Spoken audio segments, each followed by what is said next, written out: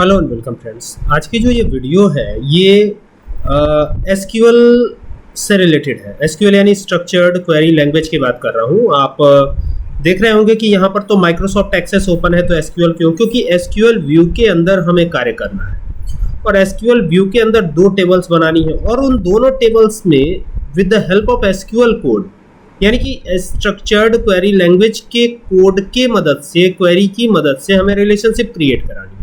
तो कुछ इस प्रकार का कार्य करना है। अभी ये कार्य कैसे हो सकता है इसको हमें देखना है। तो सबसे पहले यहाँ पर चूंकि माइक्रोसॉफ्ट एक्सेस है तो यहाँ पे ब्लैंक डेटाबेस पे क्लिक कर देते हैं। तो जैसे ही क्लिक करेंगे आप तो ये एक सिनेरियो ऐसे आ जाएगा, यहाँ से आप क्रिएट पे चले जाएगा। जब कभी भी आपसे ये कहा जाए कि हमें एसक्यूएल कोड के थ्रू एक्सेस में रिलेशनशिप क्रिएट करके दिखाइए, आप इसका यूज करके दिखा सकते हैं। अब एक एग्जांपल मैंने लिया हुआ है, तो जो कोडिंग हम करेंगे पूरा का पूरा एसक्यूएल ही करेंगे, तो इसीलिए इसको भी क्लोज कर देता हूं। और यहाँ पर देखिएगा, चूंकि मैं यूज कर रहा हूं माइक्रोसॉफ्ट एक्सेस का 365 वर्जन, तो यहाँ पर एसक्यूएल क्वेरी मिल जाती है। यहीं से हमें एसक्यूएल क्वेरी बनानी है। तो करना क्या है, बस इसी पे क्लिक कर देना है। ठीक है, यहाँ पे क्लिक कर दीजिए तो ये आ जाएगा। अब यहाँ पर हमें एसक्यूएल क्वेरी लिखनी है, तो ये सेलेक्ट लिखा हुआ आ रहा है। तो फिलहाल हमें अभी सेलेक्ट कमांड का तो यूज ही नहीं करना है, अभी हमको टेबल बनानी है। तो टेबल बनाने के लिए हम क्या लिखते हैं, क्रिएट कमांड लिखते हैं। और टेबल भी किस नाम से बनानी है, टेबल भी किस नाम से बनानी है, तो पहले तो क्रिएट टेबल लिख देंगे यहाँ पे ऐसे, तो ये आ गया क्रिएट टेबल। अब टेबल भी किस नाम से बनाएंगे, टेबल किस नाम से बनाएंगे, ये मेन हमारा ये है। तो देखिए टेबल जो बनाएंगे ना वो स्टूडेंट के नाम से बना लेते हैं, किसी भी नाम से बना सकते हैं। वैसे ज़्यादातर बार मैं स्टूडेंट ही यहाँ पर प्रीफर करता हूँ। तो ये हो गया स्टूडेंट के नाम से टेबल। ठीक है, अब यहाँ पर ना इसमें क्या क्या आएगा, देखिए एक तो स्टूडेंट आईडी आएगा। ठीक है, अब ये एक प्रकार की स्टूडेंट की आईडी होती है। कई बार अगर आप एज अ टीचर इस वीडियो को देख रहे हैं तो कई बार आपने महसूस किया होगा कि स्कॉलर आईडी आती है, स्कॉलर आईडी। ठीक है, स्कॉलर नंबर आता है बच्चों का, तो टीसी देते वक्त स्कॉलर नंबर का यूज किया जाता है ना। तो ये स्टूडेंट आईडी उसी तरह की कुछ आईडी समझिए आप। तो यहाँ पे मैंने कर दिया ऑटो इंक्रीमेंट। क्या कर दिया, ऑटो इंक्रीमेंट। ध्यान दीजिएगा स्पेलिंग सही हो, ऑटो इंक्रीमेंट। ठीक है, अब आगे बढ़ेंगे। इसको हमने रख दिया प्राइमरी की, तो यहाँ पे कर देंगे प्राइमरी और आगे लिख देंगे की। तो ये काम हो गया। ठीक है, ऑटो इंक्रीमेंट का मतलब हो गया कि ये खुद से इंक्रीमेंट करता जाएगा, ये जो स्टूडेंट आईडी है ये खुद से देता जाएगा। ठीक है, तो ये हो गया काम। अब यहाँ पे कॉमा लगा दीजिए। चलिए आगे भी लिख सकते थे, लेकिन चलिए हम एंटर करके नीचे आ जाते हैं, आराम से यहाँ लिखते हैं। अब यहाँ पर आएगा स्टूडेंट का नेम, तो मैं यहाँ पे सिर्फ नेम ही रहने देने वाला हूँ। और यहाँ पे डेटा टाइप टेक्स्ट की बात कर लेते हैं और साइज भी मेंशन कर देते हैं, 40 साइज मेंशन कर देते हैं। हालांकि 40 साइज काफ़ी ज़्यादा है, लेकिन चलिए 40 ही रख देते हैं। और यहाँ पे इन्होंने एडमिशन कब लिया था, तो वो एडमिशन डेट यहाँ आएगी। तो यहाँ पे लिखेंगे एडमिशन, इस तरीके से लिखिएगा एडमिशन डेट। ठीक है, तो ये हो गया एडमिशन डेट। और यहाँ पे डेट डेटा टाइप आएगा, कौन सा डेटा टाइप आएगा, डेट। ठीक है, और यहाँ पर जा करके इसको टर्मिनेट करना। तो ये काम हो गया। ठीक है, टेबल आपकी बन जाएगी। अब करना क्या पड़ेगा, इसको सेलेक्ट कर लेते हैं और यहाँ रन दिया हुआ है। रन कब दिखेगा, जब आप क्वेरी डिजाइन पे रहेंगे तभी दिखेगा। तो यहाँ से क्लिक कर दीजिएगा, तो ये टेबल बन गई हमारी। ये देख सकते हैं ये टेबल बन गई है। और अब अगर हम यहाँ पर स्टूडेंट का नाम लिखना चाहें तो बिल्कुल आराम से लिख सकते हैं। और यहाँ पर एडमिशन डेट सपोज कीजिए कि यहाँ पर मैंने 1 अक्टूबर ही दे दिया, एक बात कह रहा हूँ। ठीक है, यहाँ पर दूसरे स्टूडेंट का नाम आ जाएगा श्याम, और इनकी जो एडमिशन की डेट है वो यहाँ पे दे देंगे। तो यहाँ थोड़ा सा बैक चलते हैं, यहाँ जुलाई यहाँ पे कर लेते हैं अप्रैल में, 5 अप्रैल को अगर इनका एडमिशन हुआ हो। ठीक है, इसी तरह से एक और नाम, तो ये लिख दिया। और इनका भी एडमिशन हुआ हो जब भी, तो यहाँ पे आप चेंज वेंज कर सकते हैं, मंथ वंथ भी चेंज कर सकते हैं। तो यहाँ से सपोज कीजिए कि यहाँ पर ये इस डेट पे एडमिशन हुआ, तो ये इस प्रकार से हो जाता है। और इसको अब हम क्लोज कर सकते हैं। तो ये एक टेबल हमारी बन गई है। ठीक है, आप देख सकते हैं एक टेबल क्लियर। अब इसको हम हटाते हैं। ठीक है, अब हटा देंगे तो ऐसा नहीं है कि टेबल डिलीट हो जाएगी, आपकी टेबल तो बनी रहेगी। देखिए टेबल बनी है अभी भी, यानी इसमें अंडू करने का कोई भी कमांड अवेलेबल नहीं होता है। ठीक है, तो जो भी बच्चे बीसीए करते हैं उनके लिए भी ये काफ़ी ज़्यादा इंपॉर्टेंट हो जाता है। ठीक है ना, तो रिलेशनशिप में कई बार प्रैक्टिकली नॉलेज होती नहीं है, तो प्रैक्टिकल करके मैं दिखा रहा हूँ एक एक चीज़।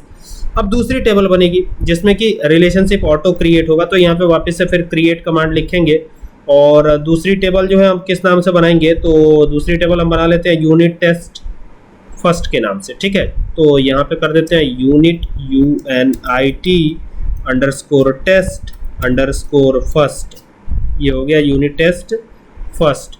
ठीक है, तो ये यूनिट टेस्ट फर्स्ट नाम से टेबल बना ली हमने और यहाँ पर ब्रैकेट को ओपन कर लिया है। अब पहले तो स्टूडेंट आईडी देंगे, क्या देंगे, स्टूडेंट आईडी। तो चूंकि स्टूडेंट आईडी जो है हमने पहले वाले टेबल में दिया, लेकिन यहाँ पर रोल नंबर देंगे, क्या देंगे, रोल नंबर। तो ये रोल नंबर कर दिया हमने, ये लिख दिया रोल नंबर।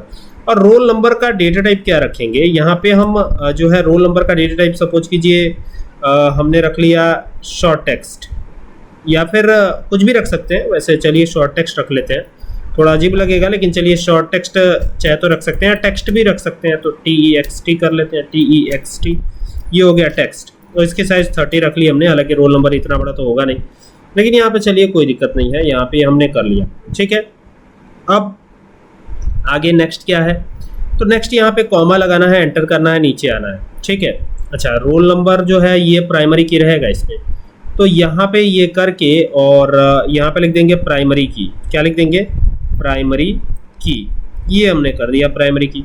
ठीक है, और फिर नीचे आएंगे एंटर करके, अगला जो फील्ड है हमारा, अगला ही फील्ड हमारा स्टूडेंट आईडी का हो जाएगा। तो ये हम कर देते हैं स्टूडेंट आईडी।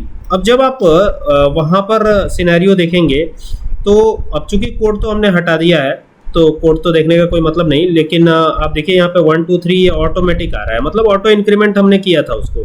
ठीक है ना, तो यहाँ पर क्या करेंगे ना, जब रिलेशनशिप क्रिएट करनी होगी तो यहाँ पर लिख दीजिएगा लॉन्ग। ठीक है, लॉन्ग भी एक प्रकार का डेटा टाइप ही है। ठीक है, अब जब इनको कंप्यूटर में मिलेगा, तो पहला सब्जेक्ट हमारा कंप्यूटर था, तो ये कंप्यूटर हमने कर लिया, यहाँ पे इसका डेटा टाइप इंटीजर रख लिया, कॉमा दे दिया। फिर यहाँ पे दूसरा जो सब्जेक्ट है हिंदी कर लेते हैं, तो ये भी हिंदी लिख लिया हमने, और यहाँ पर भी क्या किया, इंट दे दिया, फिर कॉमा लगा दिया, फिर एंटर किया। फिर उसके बाद से इंग्लिश करेंगे, तो ENGLISH इंग्लिश कर दिया हमने, फिर इंट कर दिया, फिर कॉमा लगा देंगे, फिर एंटर करेंगे। और एंटर करने के बाद जो है फिर यहाँ पर अगला सब्जेक्ट आएगा, मैथ कर देते हैं, मैथ MATH, ये मैथ हो गया। ठीक है, और यहाँ पे इंट कर देते हैं, है ना। तो ये सब कर लेने के बाद अब मान लीजिए और कोई सब्जेक्ट नहीं देना, मान लीजिए इतना ही देना होता तो इतना कर देते, और फिर यहाँ पे लिखेंगे कांस्टेंट। कैसे लिखेंगे, ये देखिए ये कांस्टेंट है, तो कांस्टेंट लिखिएगा और यहाँ पर ना FK लिखिएगा, FK यानी फॉरेन की। FK का क्या मतलब है, फॉरेन की।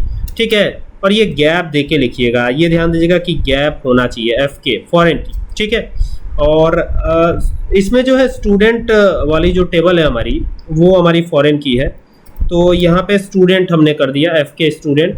ठीक है, और ये एंटर करेंगे और यहाँ पे लिखेंगे फॉरेन की, FO। अब देखिए जैसे FO टाइप किया तो नीचे फॉरेन आ रहा है, तो फॉरेन यहाँ पे हम ले लेते हैं और यहाँ पे आगे लिख देते हैं की, KEY। और अब यहाँ पर ब्रैकेट में क्या लिखेंगे, स्टूडेंट आईडी, क्या लिखेंगे, STUDENT, स्टूडेंट अंडरस्कोर आईडी। तो ये हो गया स्टूडेंट आईडी। और स्टूडेंट आईडी लिखने के बाद क्या करना है, ब्रैकेट को क्लोज करना है, और ब्रैकेट को क्लोज करके रेफरेंसेस दे दीजिएगा यहाँ पे। तो यहाँ पे लिखिए REF। अब देखिए ये आ भी रहा है, तो बहुत सारे कीवर्ड्स ऐसे हैं जो आपको यहाँ पे दिखाई दे जाएंगे, क्योंकि स्टूडेंट वाले टेबल से ही ये आया हुआ है। तो यहाँ पे STUDENT स्टूडेंट कर देते हैं। ठीक है, तो ये स्टूडेंट वाले टेबल से ही तो आया हुआ है, तो यहाँ पे इसीलिए मैंने स्टूडेंट लिख दिया है। ठीक है ना, तो अब यहाँ पे फिर वापस से वही STUDENT पूरा स्टूडेंट लिख देंगे हम, student STUDENT student underscore ID, यही था ना। तो ये हमने लिख दिया। अब ये लगभग काम हमारा पूरा हो गया है। थोड़ी सी फॉर्मेलिटी ये है कि ब्रैकेट को क्लोज तो कर ही दिया है, एंटर करके नीचे आएंगे और इस वाले ब्रैकेट को भी क्लोज कर देंगे, जो कि ऑलरेडी क्लोज दिखाई दे रहा है। तो यहाँ पे अब टर्मिनेट करेंगे।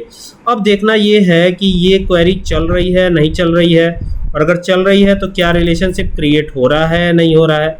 यहाँ पे लगाइएगा, ये चीज़ ध्यान दीजिएगा। यहाँ पे ये तो स्टूडेंट आईडी वाला नहीं, ठीक है, ये क्लोज हुआ और यहाँ टर्मिनेट हुआ। ठीक है, सही है सब कुछ।